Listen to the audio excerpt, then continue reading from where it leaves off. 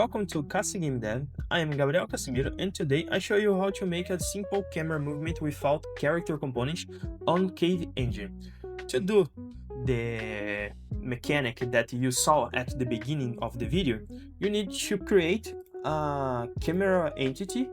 That is the option that you create because they create a new entity with camera component. After that, we need to add the camera top-down camera component, and after that we need to add the Python code. So with that is all that we need to make this functionality. So now we need to configure the transform position and transform rotation. For that, we need to put in Y position, we need to put here 3, and in Z position 3, 2. And in the rotation, we will put here 300. So now we have a rotation of the camera. If you will play it here, you can see this is the correct position that we need. So after that, we need to configure top-down camera. For that, we need to update the height position, height variable of this component, and distance too. In distance, we put 4. And this is all configuration that we need to configure here. So after that, we can go here in Python code, and here in update, we'll click here and click to edit the source. So now we need to put some code here. We need to get some variables. The first of variables is transform. So here transform equal entity dot get transform. With this we get the transform of the camera component, the camera entity, and the second one is events. For that we create a new variable called events, and this is equal cave dot get events, and the last one is delta time. Delta time is I put here dt equal cave dot get delta time. With that, we have the essential variables to make the movement.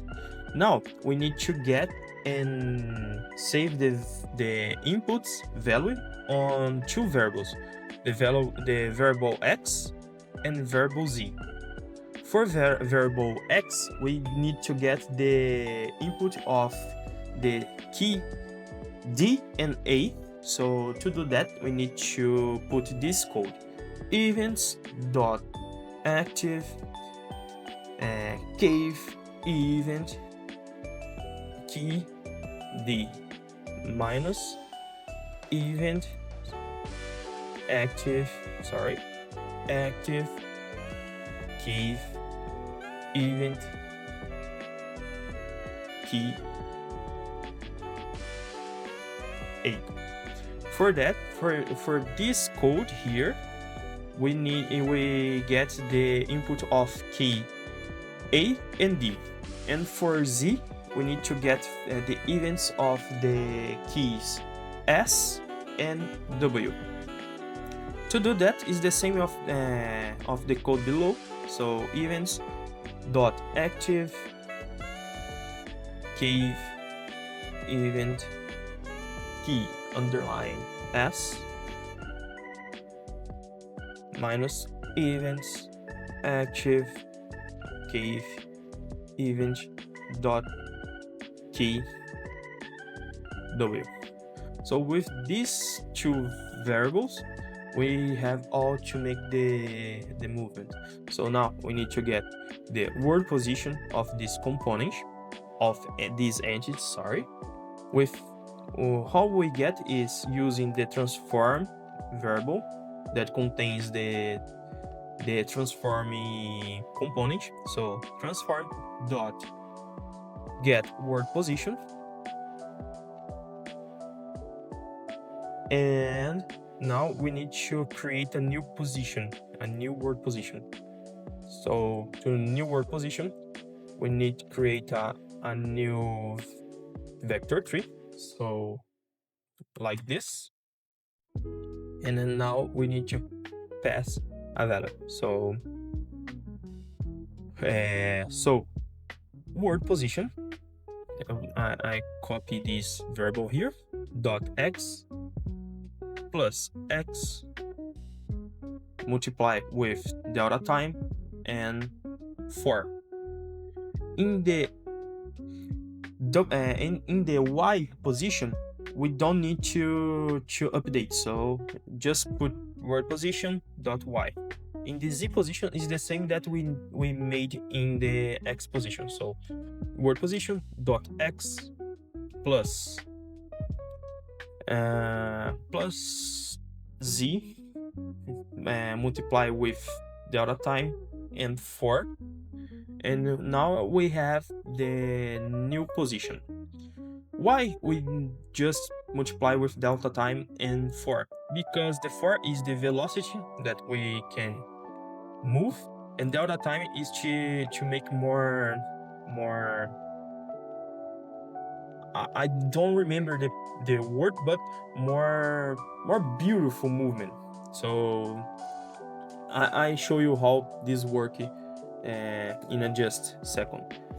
So to do this, now to apply the new position and the new word position, we need to update the word position of our transform. So to do this, we need to get the transform component and set word position like this, and give the new position variable.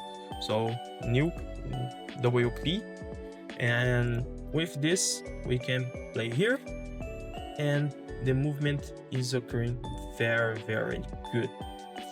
So if we change this value in this, for example for 2, the movement is more slow. If we put a high value, is more speed, is more, we move with more velocity. So if you need to use, for example, a variable to use here, you can just use the properties. For example, I pass here a variable that the name is speed, and now we can go here, for example, and get the speed using the entity get properties, and give here the name of our variable. So for example, speed, and now we have the value of speed here. If we put here and put here, we can play, and always working very good. If we click F3, we can just go and change the value, and you can see that movement is more high. If I change the value for a low value, is more slow the movement. So you can use the variable like this in properties, and this is very useful when you using Python code or Python component, because you can change this value of properties using another script, another entity, and this working very fine.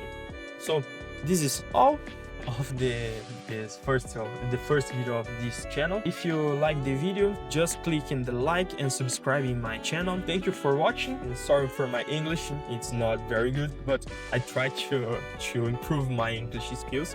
So is that, and bye.